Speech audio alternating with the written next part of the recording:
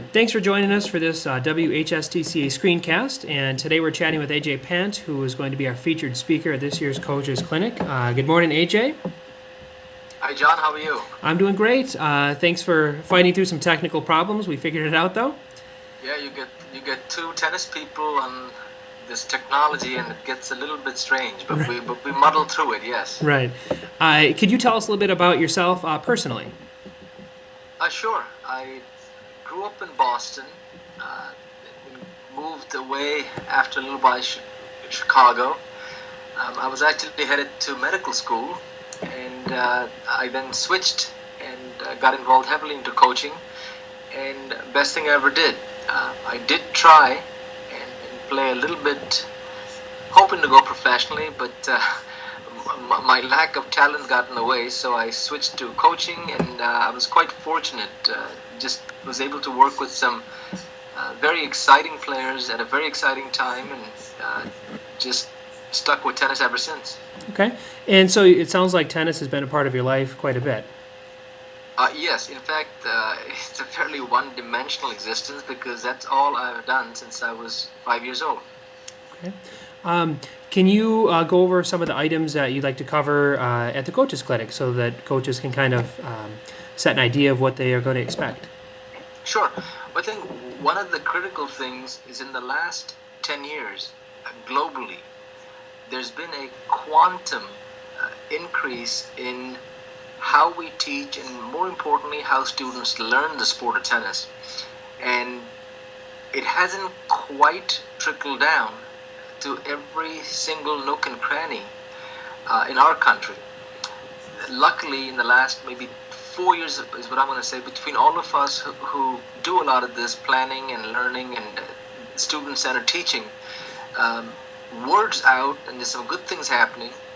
But I think once coaches start to understand that there's so many ways to teach and make the sport more fun and have people actually playing tennis as quickly as they can, it's the most rewarding thing for both the coach and the student. Obviously, business goes up, more people are playing, but the key is again to refocus on playing tennis and us teaching you how to play tennis versus let me take more lessons. So it's a paradigm shift, but I'm very fortunate that there's a couple of us again who are heavily involved in this, and we can make a big difference, all of us.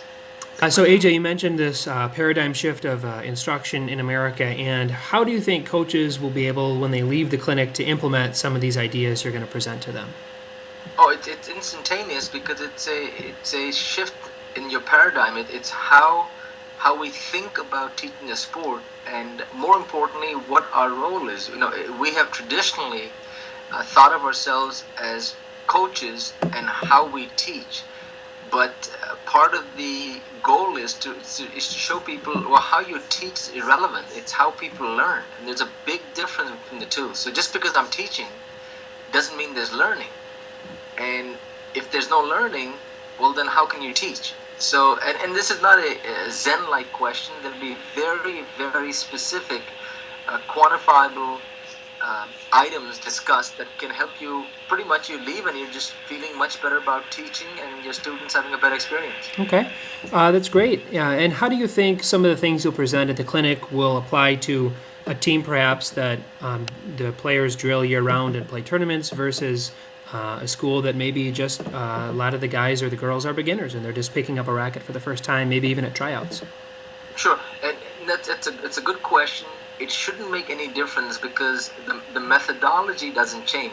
I'll certainly go over, more so now than ever before, using a red to orange to green to yellow progression at any level of play, and how you modify drills is, if you understand the end goal, whether you're teaching, and a lot of our kids here are playing professionally all over the globe, and we also have kids who are 4 years old playing in the under 6 bracket. You still use the same methodology, but obviously you adapt. I should mention, if you're working with adults, you then tweak a little bit because an adult will learn differently than a child. But the key thing is to keep in mind who's learning and who's not. Okay. And what do you suggest for coaches during the presentation? Do they take notes? Do they draw diagrams or just listen? What would be what's the best way to come out of a presentation with some things they can use that they maybe haven't forgotten or that they're able to maybe re-explain to other coaches?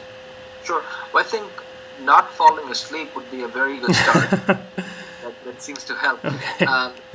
Typically, most of us, some of these presentations, most of us, we tend to look to try and write down really quickly drills. I mean, that's the quintessential way of just thinking about a workshop. Let me get some drills.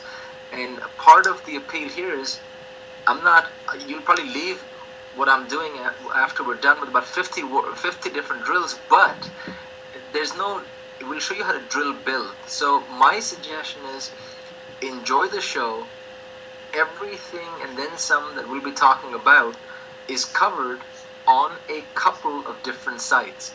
I should mention, just in terms of how fortunate I am, there's the PTR, one of the certification bodies. There's the USPTA, the other certification body in America.